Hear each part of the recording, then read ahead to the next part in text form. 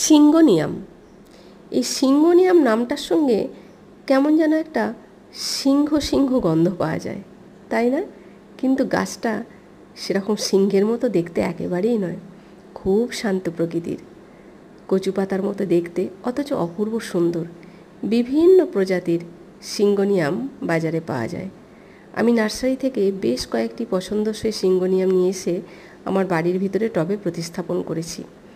আর যে সিঙ্গোনিয়ামটি প্রতিস্থাপন করার জন্য এই মাটিটি তৈরি করছি, সেটি আমার মেয়ে বিধানচন্দ্র কৃষি বিশ্ববিদ্যালয়ে প্ল্যান্ট প্যাথোলজি নিয়ে গবেষণা করছে, সেখান থেকে ও এটিকে নিয়ে এসেছে।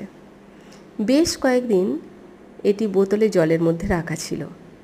এত সুন্দর পাতাগুলো মেলে ধরছে, আর শিকড়টা অসাধারণভাবে তৈরি হয়েছে।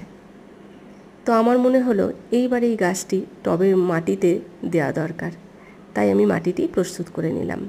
আর মাটিটি প্রস্তুত করার জন্য আমি বালির ভাগটা বেশি নিয়েছি, কারণ এখন সারা দিন ধরে বৃষ্টি হচ্ছে, আর এই বৃষ্টির জলে ছত্রাকের আক্রমণটা বেশি হতে পারে। সেই জন্য আমি মাটির মধ্যে খুব অল্প পরিমাণে vermi compost, seaweeds, humic acid আর নিম খোল আর অল্প একটু সাপ ছত্রাকনাশক মিশিয়ে নিয়েছি। নিয়ে গাছটিকে টবের মধ্যে প্রতিস্থাপন করছি।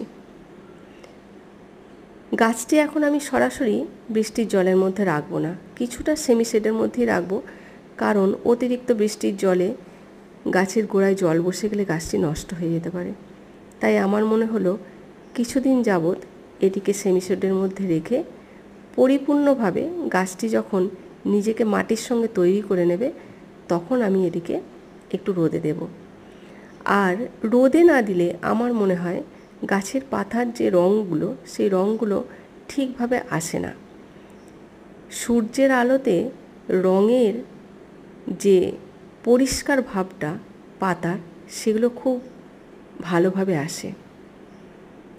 আর এগুলো তো বিভিন্ন রঙের হয়, পাতা যখন রঙিন হয় সেই গাছ আরও সুন্দর দেখতে লাগে। সকলে খুব ভালো থাকুন, সুস্থ থাকুন, আর আমার ভিডিওটি ভালো লাগলে অবশ্যই লাইক, কমেন্ট আর সাবস্ক্রাইব করবেন দয়া করে।